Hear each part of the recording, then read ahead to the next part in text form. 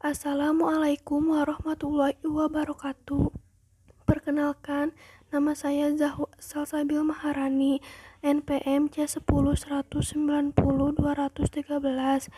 dari program studi S1 Akuntansi kelas G. Di sini saya akan menjelaskan beberapa materi akuntansi keuangan menengah. Yang pertama di sini ada akuntansi.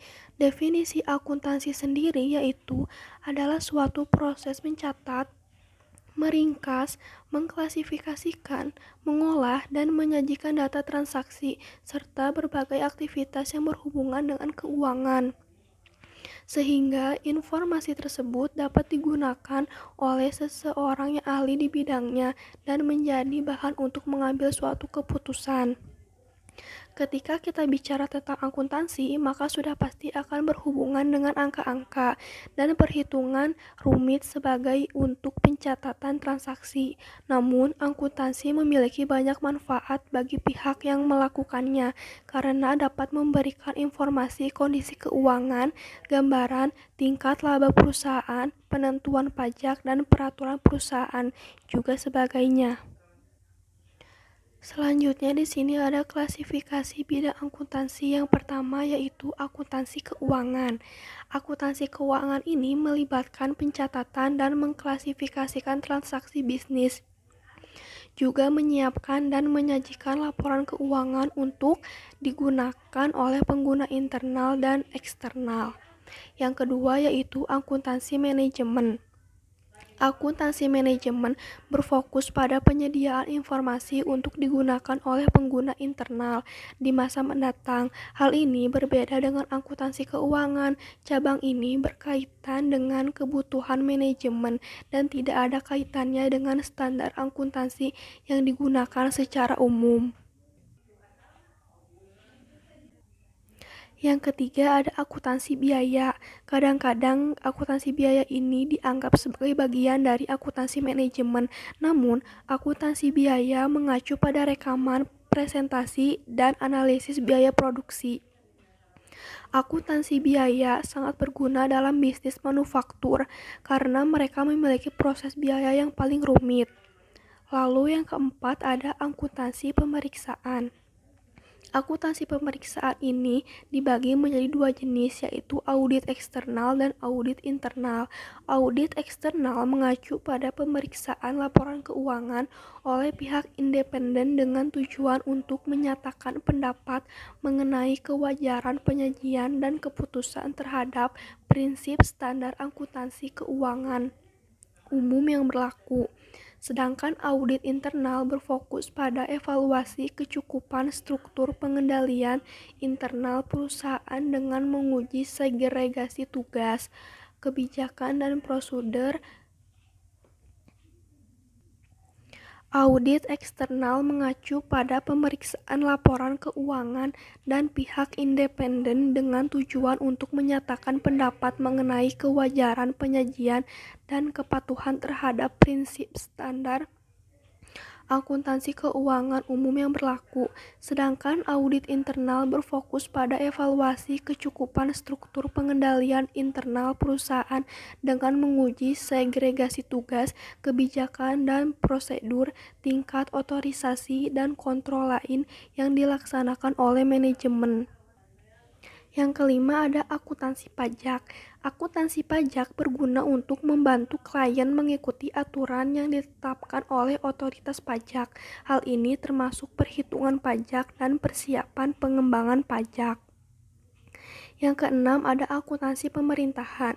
Berbeda dengan akuntansi keuangan, akuntansi pemerintahan tidak mengikuti standar akuntansi keuangan yang ada. Untuk standar akuntansi pemerintahan tunduk pada standar akuntansi pemerintahan atau SAP. Akuntansi pemerintahan menyajikan informasi berupa data akuntansi dari berbagai aspek pengelolaan administrasi keuangan pemerintahan, kemudian melakukan pengendalian pengeluaran anggaran. Yang ketujuh ada akuntansi sistem informasi. Akuntansi sistem informasi melibatkan pengembangan, instalasi, implementasi, dan pemantauan prosedur yang digunakan dalam penentuan proses ke depannya. Dalam bidang akuntansi ini, ada pengumpulan data serta pelaporan keuangan. Dengan adanya sistem informasi dapat memudahkan perusahaan dalam mengambil keputusan. Yang kedelapan ada akuntansi fidusia.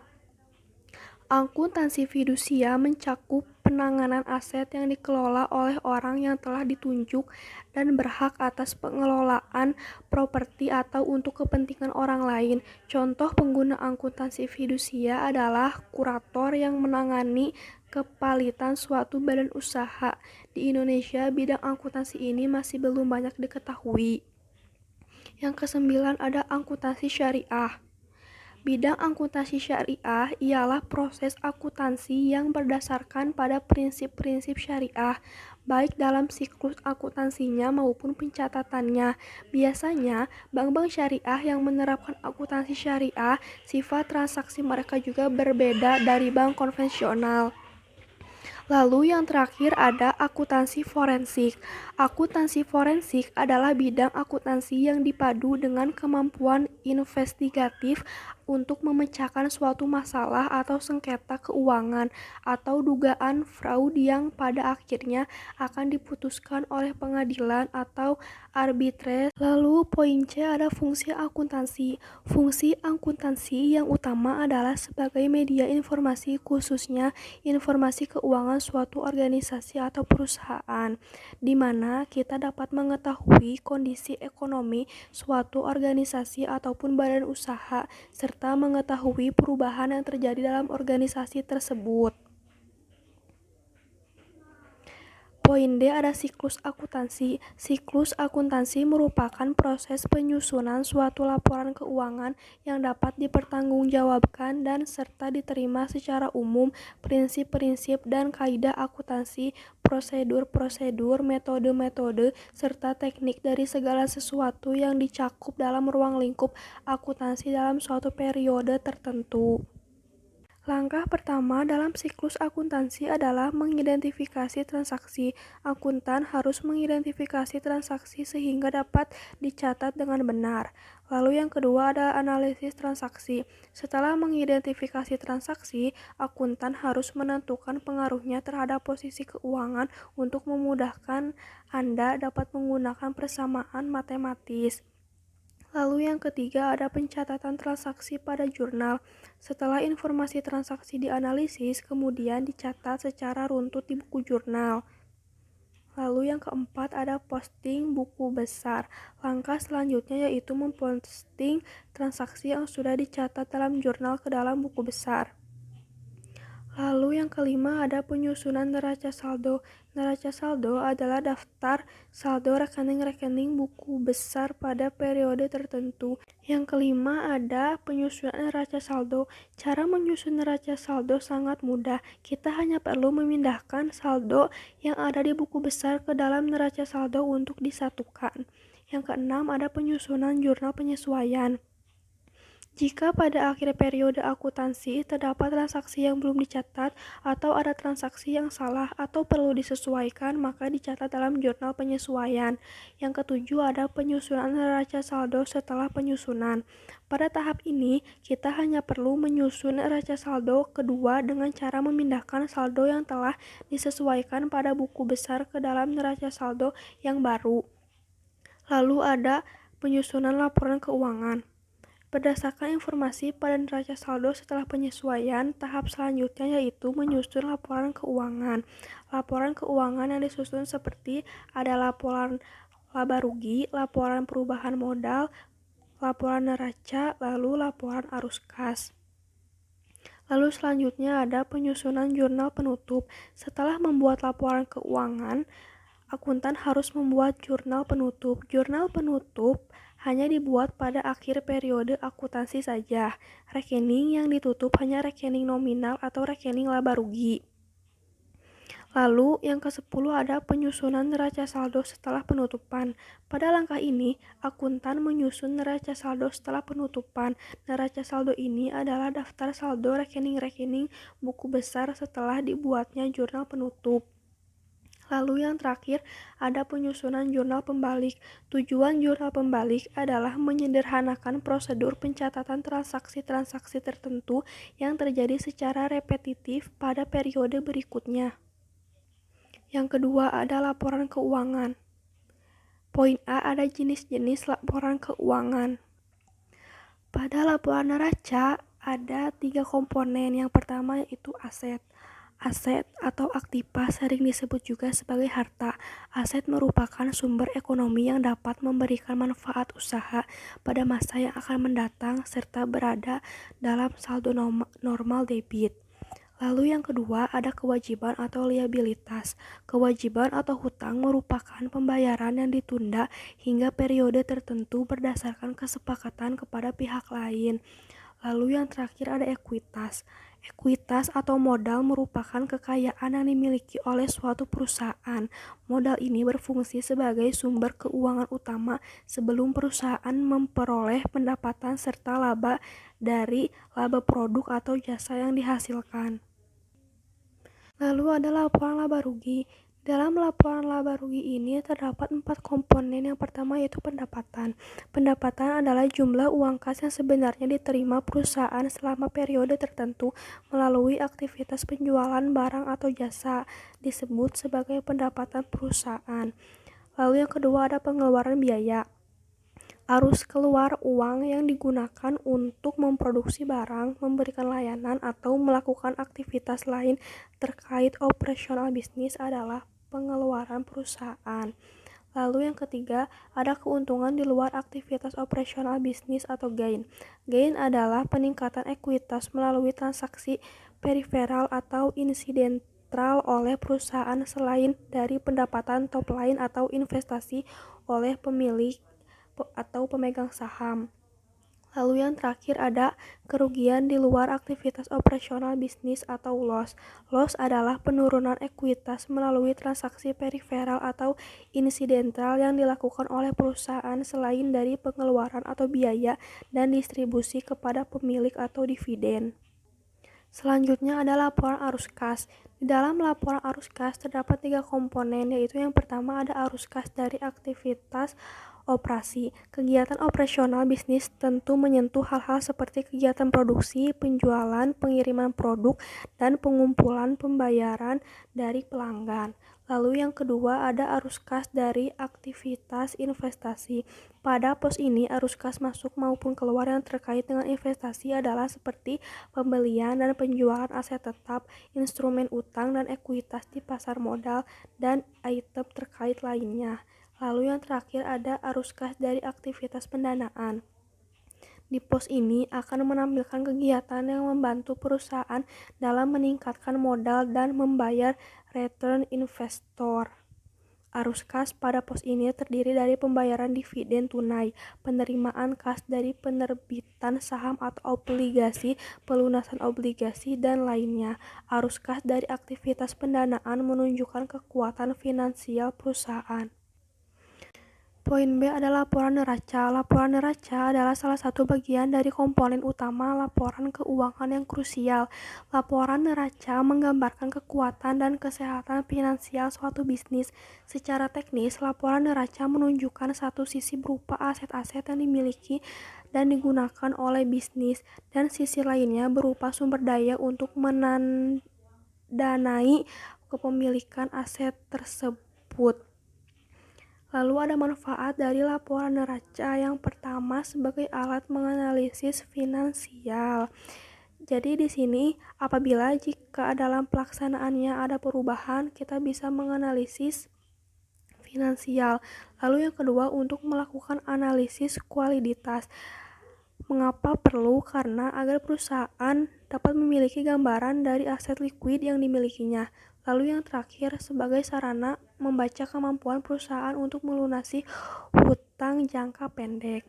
Karena itu, dari manfaat yang dapat diberikan dari laporan neraca kepada perusahaan, itulah mengapa kita perlu memiliki sebuah laporan neraca yang baik dan sesuai. Selanjutnya ada laporan laba rugi.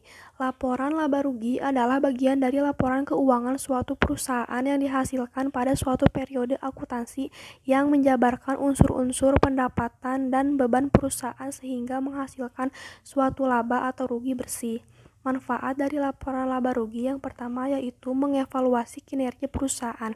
Manfaat pertama ini dari laporan laba rugi yaitu dapat menjadi bahan evaluasi kinerja perusahaan. Lalu yang kedua, mengembangkan perusahaan. Dengan melihat dan mengamati laporan laba rugi pada akhir periode, kita sebagai pemilik perusahaan dapat menilai pengeluaran-pengeluaran yang efektif atau tidak. Lalu yang ketiga, menilai resiko. Beberapa perusahaan mungkin ada yang sulit untuk mendapatkan profit dan mengalami kerugian terus-menerus, maka laporan laba rugi dapat berfungsi untuk menilai resiko perusahaan ke depannya. Lalu yang keempat, tolak ukur perusahaan. Manfaat lain dari laporan laba rugi adalah menjadi tolak ukur perusahaan untuk bekerja lebih baik lagi, agar karyawan dan perusahaan dapat berkembang lebih baik lagi ke depannya. Dan yang terakhir ada menganalisis strategi perusahaan. Laporan laba rugi juga dapat digunakan untuk menganalisis strategi perusahaan. Dalam menjalankan operasionalnya, perusahaan pasti memiliki strategi khusus. Untuk mengetahui berhasil atau tidaknya strategi, maka dapat dilihat dari beberapa hal contoh laporan laba ruginya. Selanjutnya ada laporan arus kas. Laporan arus kas adalah sebuah perincian yang menunjukkan jumlah pemasukan dan pengeluaran dalam suatu periode tertentu. Ada manfaat dari laporan arus kas ini. Yang pertama yaitu kemampuan entitas untuk menghasilkan arus kas di masa depan. Tujuan utama ini yaitu untuk memprediksi jumlah, waktu, dan ketidakpastian arus kas di masa depan. Lalu yang kedua, kemampuan entitas untuk membayar dividen dan memenuhi kewajibannya. Secara sederhana, kas adalah hal yang penting. Jika perusahaan tidak mempunyai kas yang cukup, maka gaji karyawan tidak dapat dibayar, hutang tidak dapat dilunasi, dividen tidak dapat dibayar, dan peralatan tidak dapat dibeli. Lalu yang ketiga ada penyebab perbedaan antara laba bersih dan arus kas bersih dari kegiatan operasi. Angka laba bersih merupakan hal yang penting karena memberikan informasi tentang keberhasilan atau kegagalan sebuah perusahaan bisnis dari suatu periode ke periode lainnya. Lalu yang terakhir ada transaksi investasi dan pembiayaan yang melibatkan kas dan non-kas selama satu periode. Dengan memeriksa kegiatan investasi perusahaan atau pembelian dan penjualan aktiva selain dari produknya dan kegiatan pembiayaan atau peminjaman dan pelunasan pinjaman investasi oleh pemilik dan distribusi kepada pemilik, seorang pembaca laporan keuangan dapat memahami dengan baik mengapa aktiva dan kewajiban bertambah atau berkurang selama satu periode. Poin C yaitu hubungan antara laporan keuangan.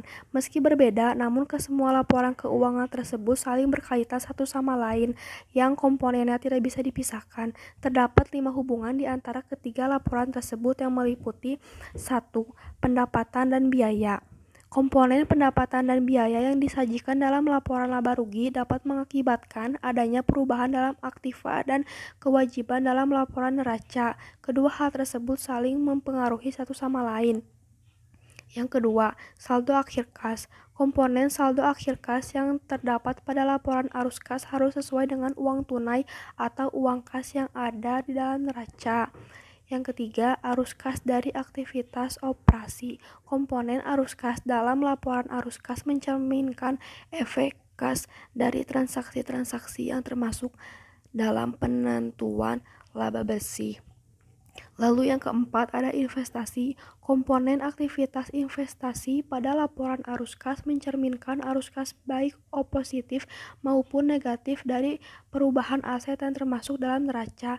Dan yang terakhir ada pembiayaan kegiatan. Komponen pembiayaan kegiatan yang terdapat pada laporan arus kas mencerminkan arus kas positif dan negatif dari hutang. Pada akhir periode, hutang akan disajikan dalam laporan neraca. Jadi dapat disimpulkan memastikan bahwa masing-masing unsur dalam laporan neraca, laba rugi, dan arus kas dapat memberikan gambaran yang mendetail dan jelas tentang penilaian posisi keuangan perusahaan saat ini ataupun masa mendatang. Poin D ada pengguna laporan keuangan. Dalam pihak internal di sini ada pemilik. Pemilik menjadi seseorang yang paling tertarik pada laporan keuangan. Lalu ada manajemen perusahaan. Manajemen perusahaan adalah pengguna pertama dan terutama dari laporan keuangan. Yang ketiga ada karyawan. Karyawan melihat laporan keuangan perusahaan dari berbagai sudut pandang. Dalam pihak eksternal yaitu ada investor. Investor dan calon investor tertarik pada potensi keuntungan dan keamanan investasi mereka. Yang kedua ada analisis investasi. Analisis investasi mengawasi dengan cermat laporan keuangan perusahaan. Lalu ada pemberi pinjaman atau kreditur. Pemberi pinjaman seperti bank tradisional, lembaga keuangan, kreditur ingin memeriksa kemampuan perusahaan untuk membayar hutang. Lalu lembaga pemeringkat. Lembaga pemeringkat kredit meninjau laporan keuangan perusahaan untuk memberikan peringkat. Lalu pelanggan. Sebagai pelanggan perlu melihat laporan keuangan perusahaan tempat mereka membeli barang atau jasa. Selanjutnya ada kompetitor. Kompetitor ingin mengetahui status keuangan perusahaan yang bersaing.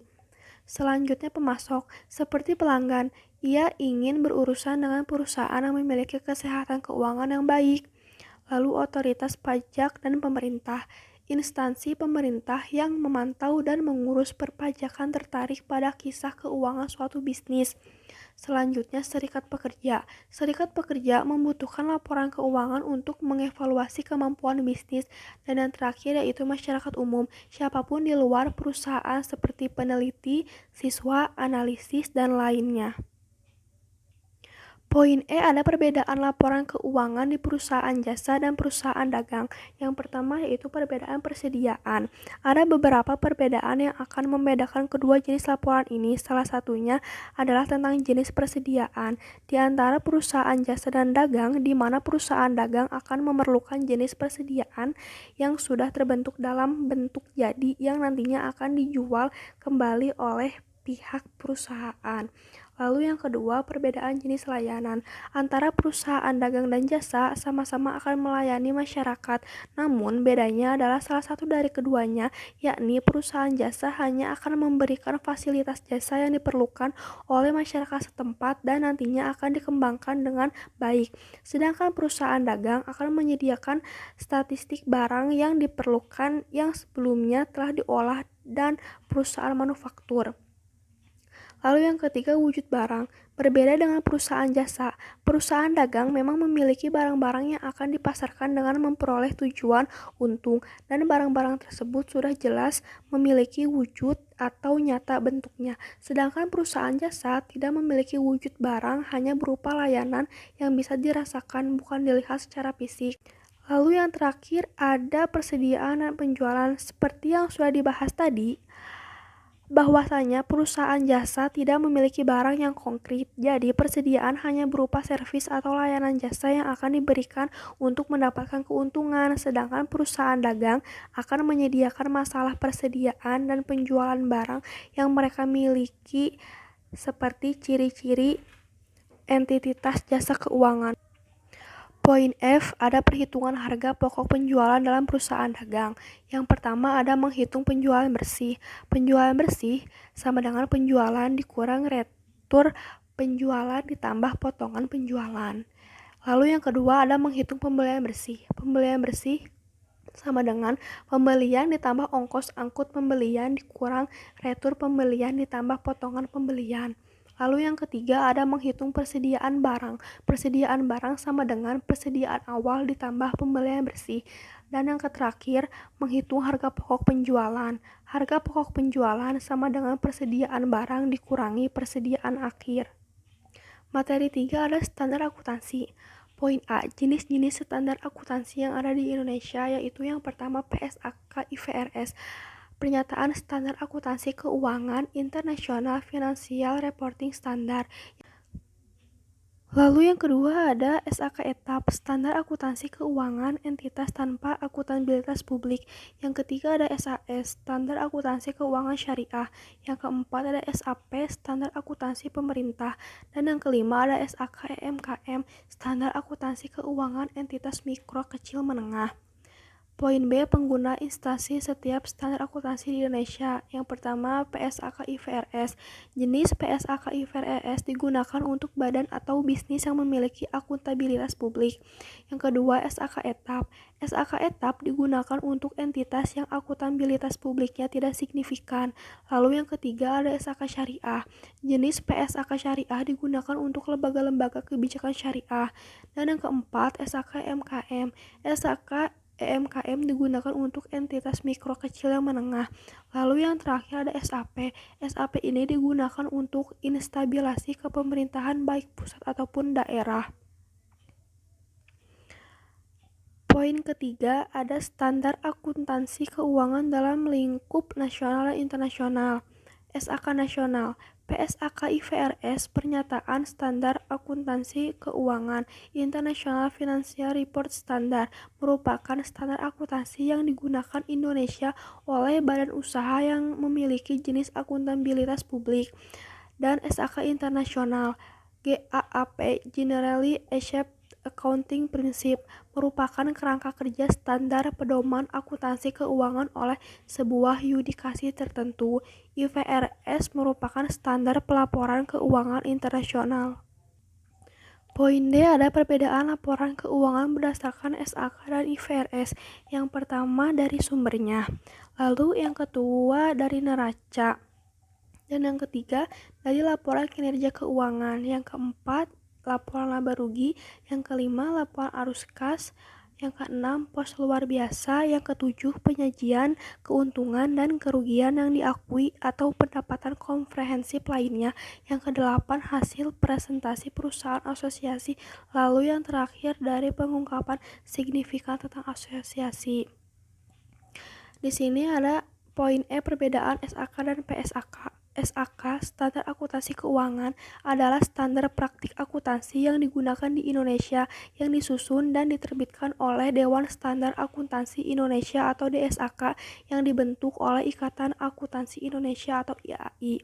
Sedangkan PSAK, Pernyataan Standar Akuntansi Keuangan, merupakan suatu kerangka dan prosedur pembuatan laporan keuangan yang berisi peraturan mengenai pencatatan, penyusunan, perlakuan, dan penyajian laporan keuangan yang disusun oleh Ikatan Akuntansi Indonesia atau IAI. Lalu materi keempat ada badan usaha.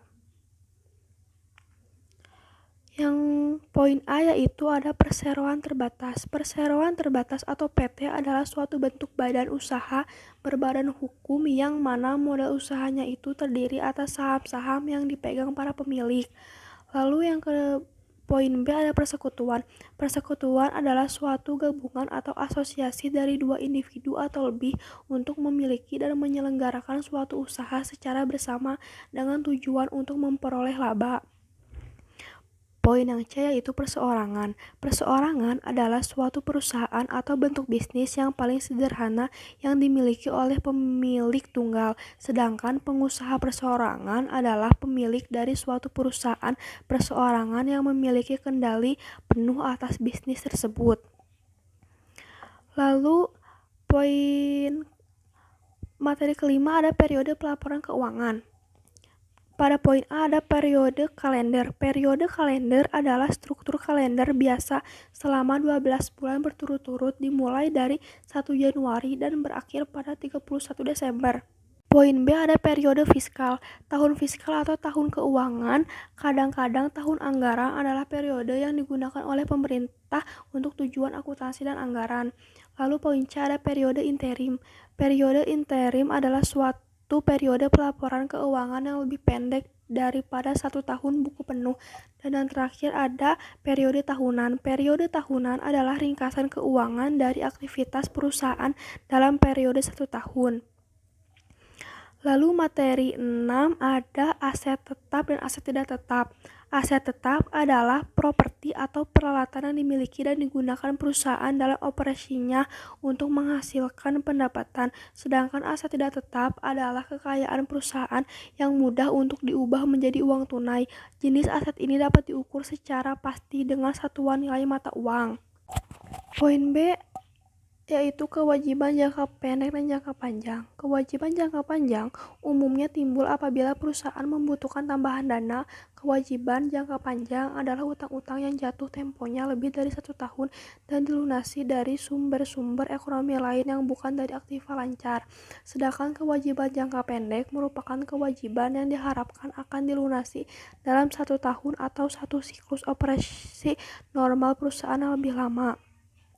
Poin C ada piutang dan utang. Piutang adalah uang yang dimiliki oleh pengusaha namun masih belum dilunasi oleh pelanggan. Dengan kata lain, piutang adalah hasil keuntungan dari penjualan, tetapi uangnya masih berada di pelanggan. Sedangkan utang adalah sebuah kewajiban yang harus dibayarkan dalam bentuk uang dari seorang pemilik usaha kepada pihak yang meminjamkan atau debitur. Hutang dalam bisnis hanya akan dilakukan apabila itu memberikan dampak terhadap kemampuan dalam bisnis, misalnya untuk pembelian mesin, produksi, ataupun penambahan karyawan.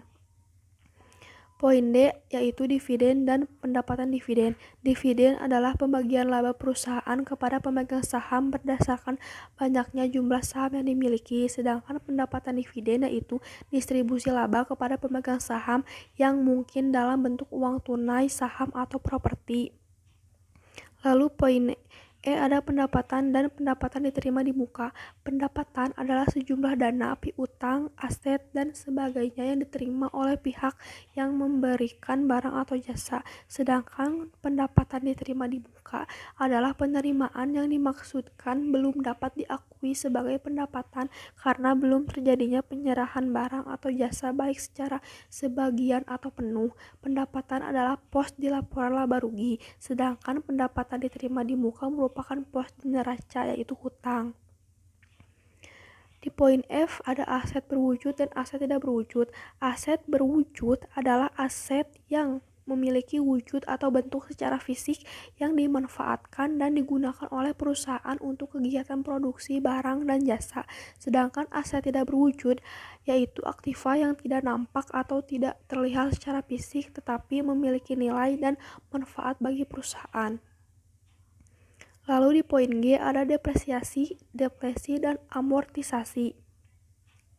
Depresiasi adalah sebagai alokasi yang telah dibuat secara sistematis guna mengurangi atau menyusutkan jumlah suatu aset dalam masa umur manfaatnya. Selain itu, depresiasi secara umum dapat diartikan sebagai penurunan dalam bentuk nilai fisik suatu properti seiring dengan waktu dalam penggunaannya.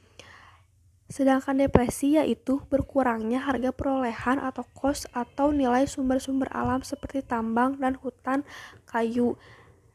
Jika amortisasi yaitu suatu penurunan atau pengurangan nilai suatu aktiva tidak berwujud secara bertahap dalam rentang jangka waktu tertentu di setiap periode akuntansi.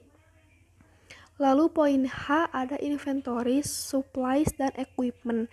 Inventory berarti persediaan. Sistem inventory ini secara umum berarti sistem pengaturan data persediaan barang yang berkaitan dengan aktivitas logistik sebuah perusahaan. Secara lebih tepat, inventory dapat diartikan sebagai persediaan barang atau barang yang disimpan untuk tujuan tertentu seperti memenuhi kebutuhan produksi perusahaan ataupun untuk langsung dijual kembali. Sedangkan supplies adalah barang-barang yang dimiliki perusahaan yang bersifat habis dipakai ataupun habis dipakai berulang-ulang yang bentuknya relatif kecil dan pada umumnya bertujuan untuk melengkapi kebutuhan bisnis perusahaan. Lalu equipment adalah barang-barang atau tempat yang digunakan perusahaan untuk mendukung jalannya pekerjaan. Peralatan sendiri pada umumnya berumur lebih lama alias tahan lama jika dibandingkan dengan perlengkapan. Berkaitan dengan perusahaan, peralatan dibagi menjadi 2 jenis yaitu peralatan besar dan peralatan kecil. Di poin I ada kas dan setara kas. Kas merupakan harta milik perusahaan yang sifatnya paling likuid atau paling mudah diubah ke dalam bentuk yang lain sehingga kas disebut sebagai aktiva yang paling lancar atau likuid. Kas terdiri atas uang logam, uang kertas, dan dana yang bersedia di bank. Sedangkan setara kas adalah investasi yang sifatnya likuid, berjangka pendek, dan yang dengan cepat dijadikan kas dalam jumlah dengan cepat dapat dijadikan kas dalam jumlah tertentu tanpa menghadapi resiko perubahan nilai yang signifikan. Setara kas terdiri dari cek giro, deposito, dan surat berharga lainnya. Sedangkan di poin J ada neraca dan neraca saldo. Neraca adalah bagian dari sebuah laporan keuangan yang mencatat informasi mengenai aset, kewajiban pembayaran pada pihak-pihak yang terkait dalam operasional perusahaan, dan modal pada waktu tertentu. Sedangkan neraca saldo yaitu merupakan sebuah tahapan dalam akuntansi yang semestinya disusun setelah pemostingan jurnal umum buku besar. Dan ini ada contoh neraca dan neraca saldo. Lanjut ke materi yang ketujuh yaitu ada poin A, jenis-jenis piutang. Pada materi yang ketujuh yaitu piutang. Poin di A ada jenis-jenis piutang. Yang pertama ada piutang usaha. Piutang usaha adalah suatu jumlah pembelian kredit dari pelanggan. Piutang timbul sebagai akibat dari penjualan barang atau jasa. Lalu yang kedua piutang wesel.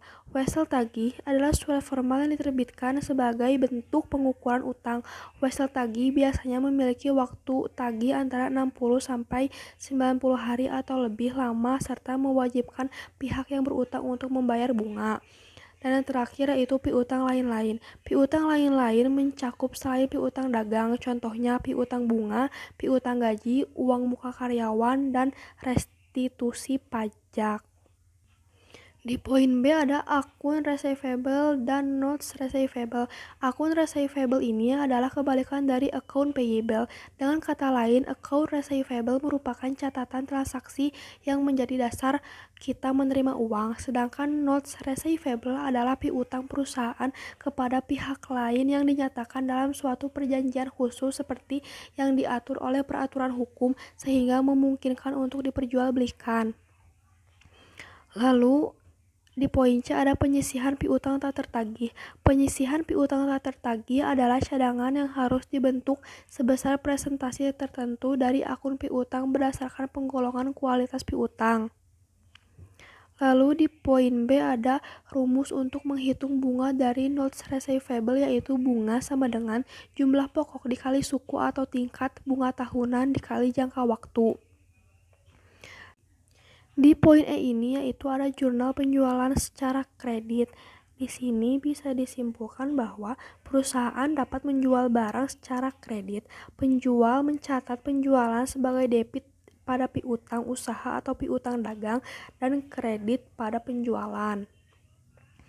Lalu ada contoh jurnal penerimaan bunga secara tunai. Ada cash di debit dan interest revenue di kredit. Lalu poin G ada jurnal pengakuan bunga yang dibayarnya bulan depan.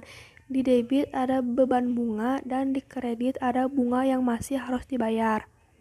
Di poin H ada jurnal penyisihan piutang dan penghapusan piutang. Di sini ada contoh transaksinya.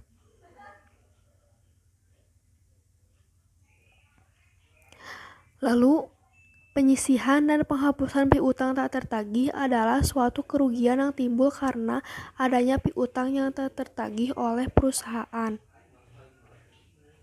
Lalu di poin E ada piutang bunga dan utang bunga. Piutang bunga adalah bunga atas uang yang dipinjamkan oleh perusahaan kepada pihak lain dan bunga tersebut sudah merupakan hak perusahaan tetapi pembayar belum diterima perusahaan. Sedangkan utang bunga adalah biaya bunga yang telah terjadi dan belum dibayar, yang harus diakui dan dicatat pada setiap akhir periode pelaporan sebagai bagian dari kewajiban yang berkaitan. Cukup sekian penjelasan materi dari saya. Mohon maaf kurang lebihnya. Sekian dan terima kasih.